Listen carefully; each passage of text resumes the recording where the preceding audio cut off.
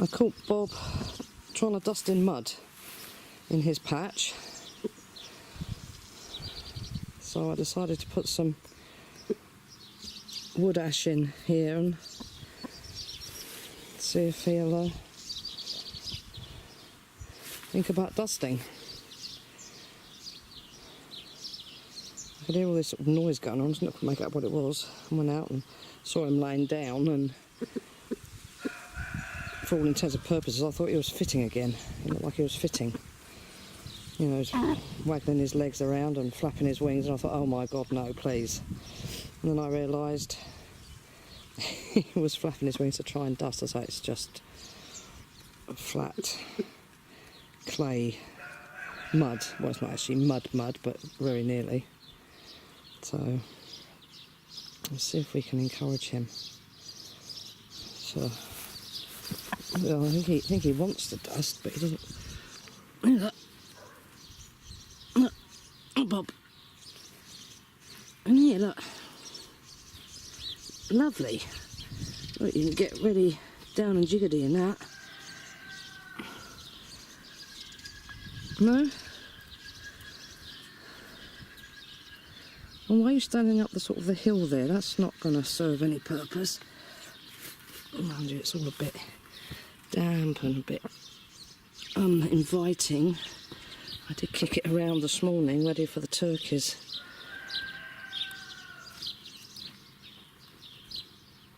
Yeah, let's give you a fluff, see if it encourages you. The turkeys to go into tonight.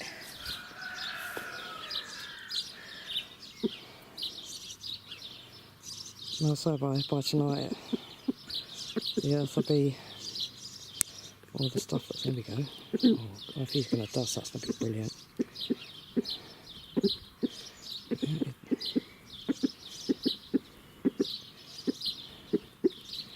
Stop picking around and use your feet, that's right.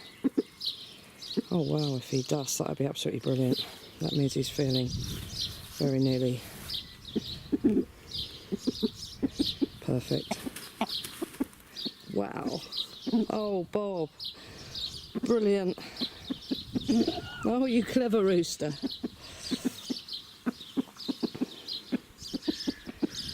And I suppose it's just as well that the soil underneath is a bit all over the place, but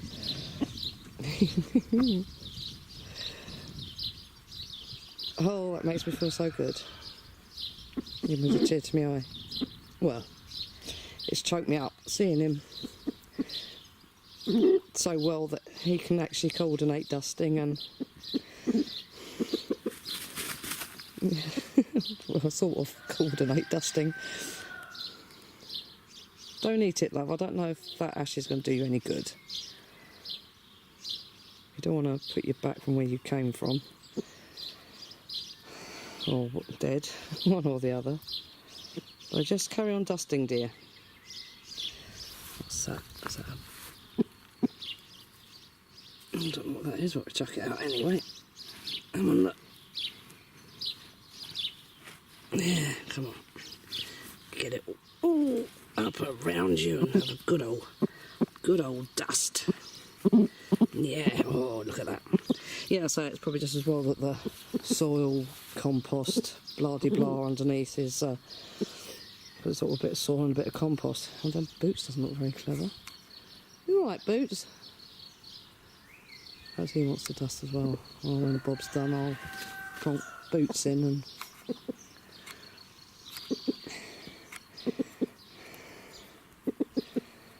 You can stand there all day, Bob. Yeah, you can, love. Well, he's making a bit of a hash of it, but... No, don't eat it!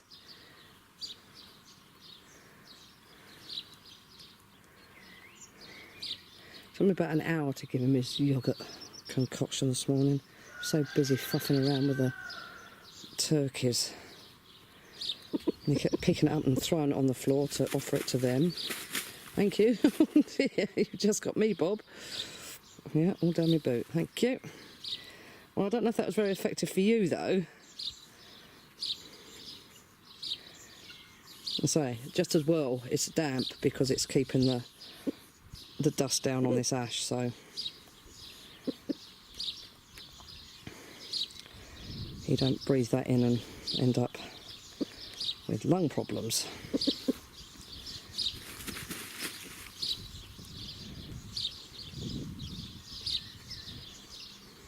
But he's certainly having a try and have a good go there.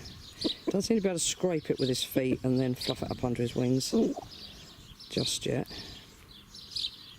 Oh no, I was wrong. But he's getting it everywhere except on him. But it doesn't matter. He's enjoying it. Being a normal rooster, aren't you, Bob? It's a case of desperation as well. Because I've literally only got dust.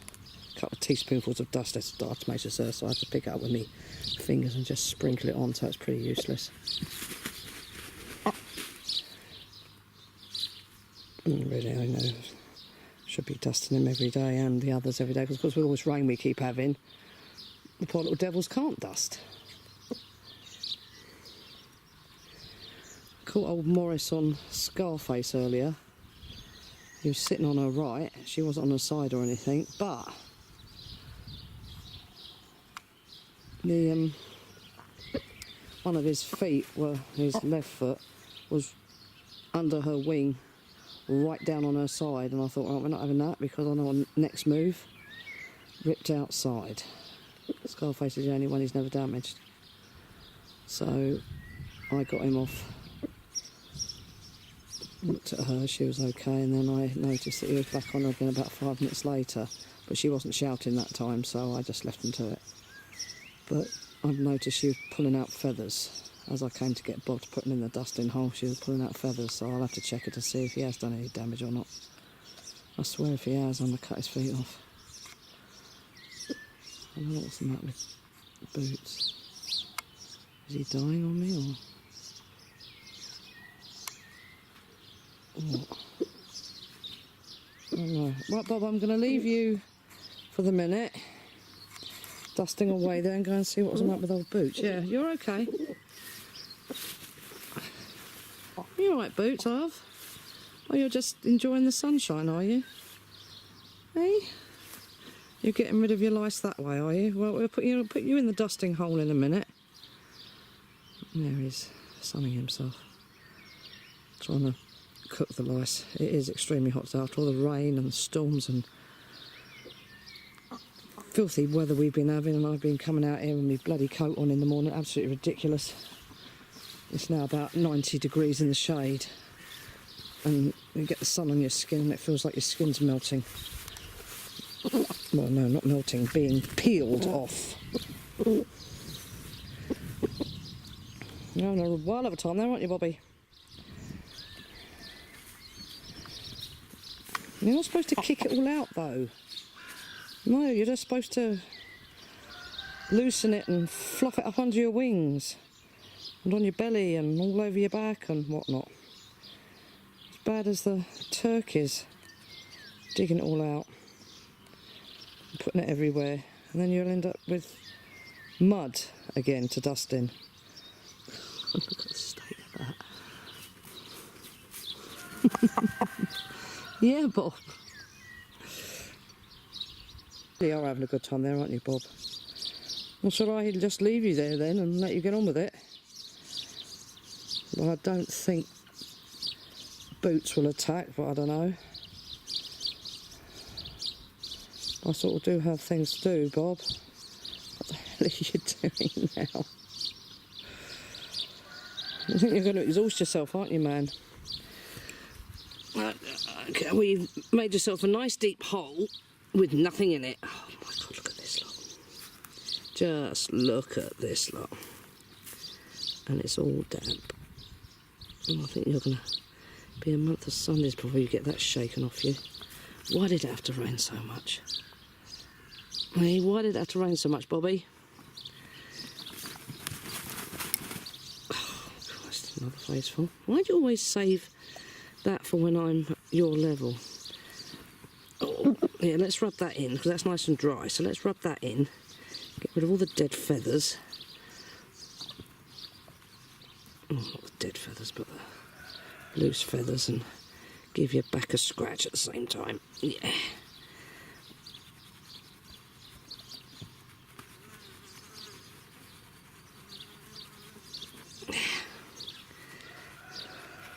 Well, you're certainly losing a lot of feathers, Bobby. Yeah, you are. You haven't got quite so much that side, have you? Stop kicking me. Yeah, stop kicking me.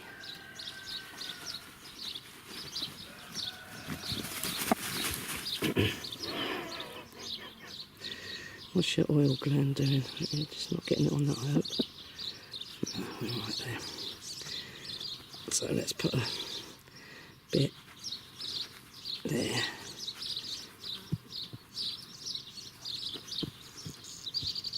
This is what he does when I touch his oil gland, or anywhere near his oil gland or his back. Bolt upright and he doesn't go backwards.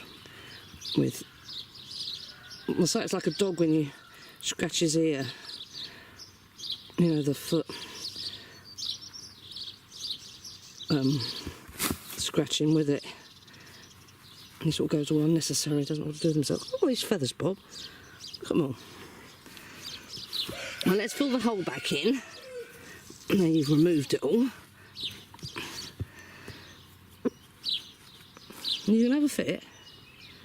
Hey? No? Okay. Right.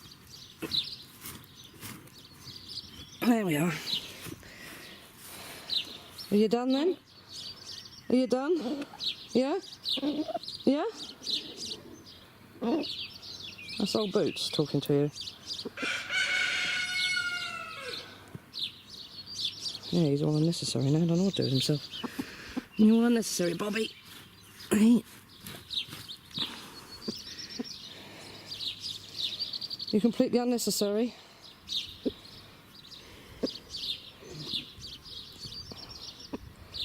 Yeah, you're drunk, aren't you? Drunk on wood ash and ecstatic itch scratching. Or scratched itches.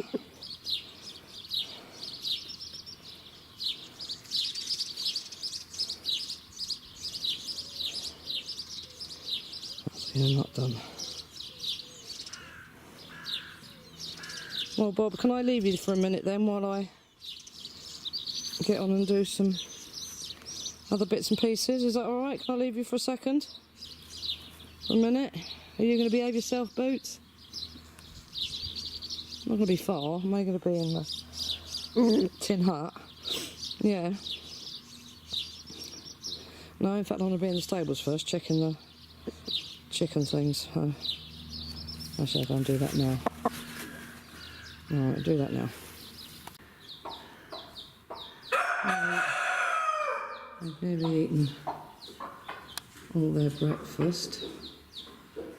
This little one, well, I suppose little one's looking slightly more animated. Well, it's warmer in here now, so it won't be feeling the cold quite so much.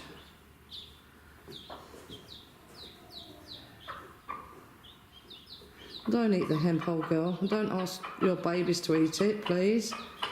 You've still got some food in there that you could eat if you bothered, if you pecked at it rather than try to scratch the dish over. I suppose they're looking okay. Well, the little one's looking okay. He's at the back there. He's looking slightly more animated than he did anyway. So the big one of the two was very pleased. Oh, shut up. I was very pleased with him this morning. He got straight into the dish and tucked right in there with the chick, but the little one just sort of stood there looking silly. I hate it when they do that because there's nothing you can do. Can't force feed them. I have tried, but one's a lot bigger than that little person. Oh yeah, the little one that got squashed by her, obviously. Oh, that was the other thing. His mouth was full of blood all around his beak, the inside of his beak, bottom and top beak. Congealed, dried blood all around the edges, and it looked like on the back of his tongue as well. That's what it was coming, yeah, it was underneath his chin, underneath his beak, down his throat. It was watery blood that had dried. So I assume that was coming from his internal workings. As I say, his little gizzard on the right side of his intestines were all hemorrhaged and bruised and black. And the left side, the skin was all discoloured, and the lung looked very dark red. Not actually hemorrhaged, but very, very dark red, whereas the other one was a very light pink. His liver looked a peculiar colour too. The gallbladder, oh yeah, the gallbladder was shattered. There was bile all in his abdominal cavity.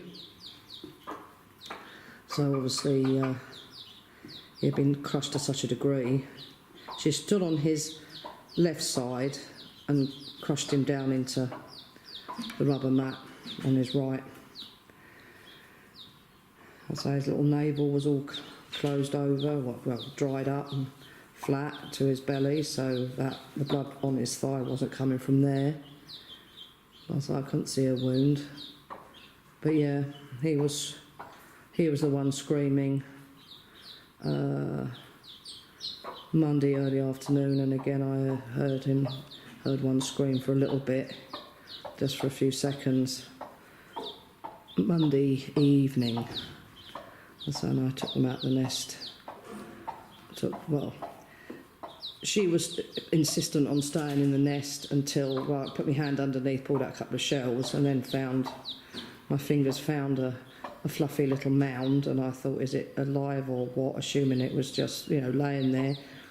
And when I touched it, there was no movement, so I just picked him up carefully and brought him out from underneath her, and as soon as I did that, she left the nest. The second I took that little dead one out from under her, she left the nest. So she must have known that there was one still in there that was ill, and I needed her to stay in the nest to keep it warm and secure, not actually realising that the little devil was dead. But that was a little male. Well, he was big. Compared to his other two, he was big. So, come on, little person, leave, that's right. Well, that one looks like he's got something in his crop. I don't know about the other one. What's the matter, old girl? Well, you have got food there. See, that one's really quite animated, rushing around there.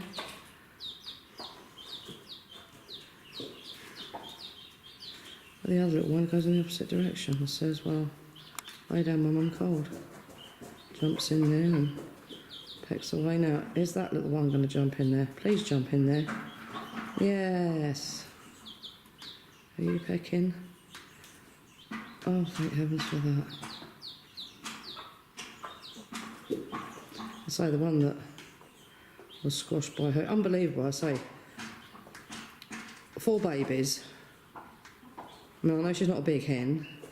She's a little bit smaller than what her mother was, but her mother hatched out successfully 13, twice the size of those guineas.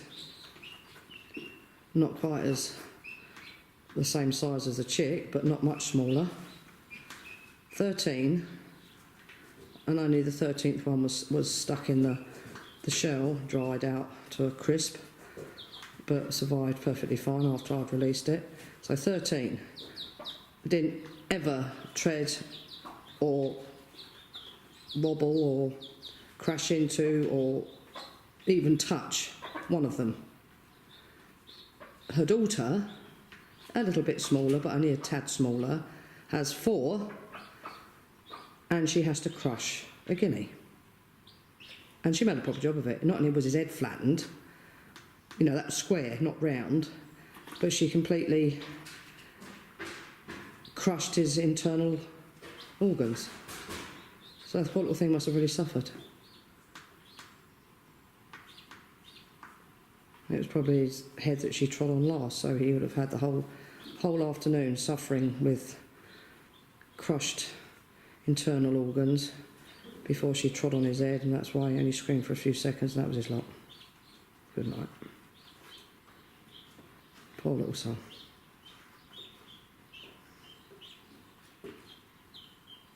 And even if it had been the other way round, he still would have had a hell of a lot of hours suffering. You know, she'd crushed his head first to create all that amount of blood on the inside of his beak, and around the edges of his beak, and to run down his throat, and then crush his internal organs as the final insult. So perhaps she caused brain damage to him, where she trod on his head first, caused brain damage, and then he just laying there, and because he wasn't moving out of the way when she moved, as they generally do, you know, they shuffle out of the way as they move, they all sort of shuffle together and end up, you know, not being trodden on. He obviously couldn't, so she shuffled round, good night, bang, straight on his body, and finish him off. Because the poor little soul didn't get out of the way. So perhaps I should have put my hand underneath then, you know, when I heard him scream. But I didn't know if they were still hatching out or not, and I didn't want to do anything just in case. And because she wouldn't lift up, I couldn't see what was going on. And I thought if I put my hand under there and she has a bit of a panic and moves violently, if there's one just about out the egg or just coming out the egg or has just fallen out of the egg and is laying there all limp and unnecessary, drying off, that'll be its lot. Because not knowing if she was going to move or not, but as it happened when I put my hand under to pull the 2 eggshells out and to see if there was any other eggs there that were unhatched, she didn't move a feather. Not a feather did she move. She just sort of growled at me gently, but she didn't move. So I could have done it and felt him and would have realised there was something wrong and taken him out and put him under the lamp and nursed him, and at least he wouldn't have got trodden on then a second time. He might not have survived, but he wouldn't have got trodden on a second time and killed. He would have died, you know, in the warmth without being crushed by mother. But I say, you never know. All these goddamn jets. Jesus, what with a goddamn helicopter coming over 3 days ago and gave me a heart attack, then 2 bolts of lightning in front of me give me another heart attack, and these devils have been going over 2-3 times a day since then, and they're getting lower and lower every time they go over. And they've got to come right over here. They've got all the woods and all the open land. They don't need to interfere with anybody, but no, they've got to come right over my house, just as they used to do in North Devon. They used to aim for the house, the farmhouse, and come straight over the top of it. How that house never fell down with the vibration of an oyster, no. Right, old girl, I better go and see what old Boots is doing. Oh, I'm a lot happier about them now. That's good. What are you doing, Bob? You're still in there. Are you ever going to come out? Hey? Are you ever coming out of there? I don't think you are you? I think you're in there for the duration. Because I would like to do old Boots, you know. Would like to put him in there and give him a dust off, even if he doesn't want to dust himself. Mind you, if you can dust yourself off, I don't see why he can't. Even with his poorly eye. Well, I suppose he's in a worse state than you are now. Far worse state than you are. That's it, kick it all out. Well then, Bob, I shall carry on then. Yeah, I shall.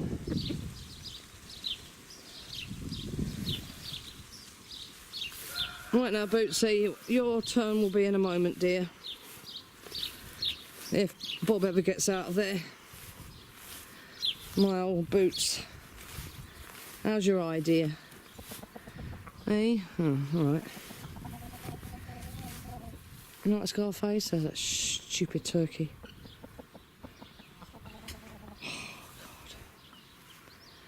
You know what, my dear? You poor old beaten up